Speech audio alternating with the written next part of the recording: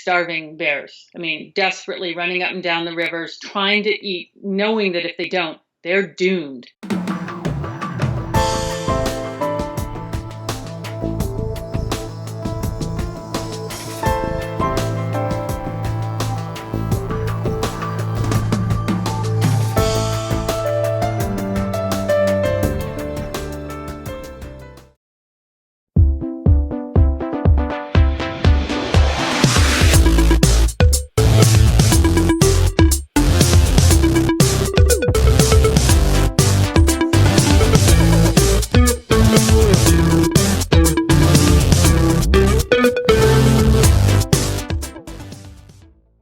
Back to the consumer, it's difficult when you don't live out here and you don't see starving bears. I mean, desperately running up and down the rivers, trying to eat, knowing that if they don't, they're doomed, and their cubs are doomed if they have to go into hibernation without these fish.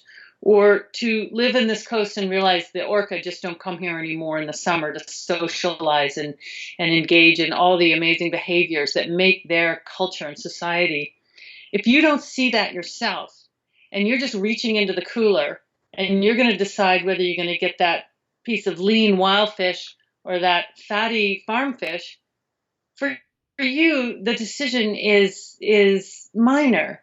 But the ramification of which package you take is having a life and death effect on this coast. And I think, of course, people have to realize this is true of every part of their life.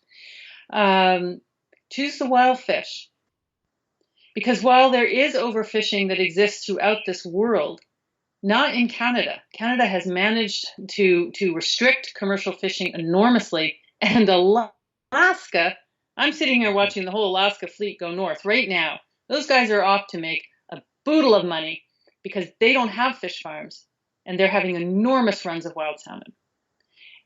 So buy the wild salmon. I know it's difficult for people to understand that. You think that if you buy the farm salmon, you're protecting the wild salmon. But I'm here to tell you that unless that salmon was raised in a tank, that is not true. By buying the farm salmon, you're doing a lot of damage to this coast.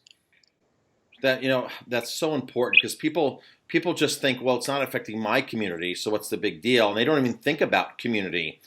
And it drives me crazy because everything we do affects somebody somewhere. And, whether it's California or whether it's, somewhere in China, somebody's getting affected by something that we're doing.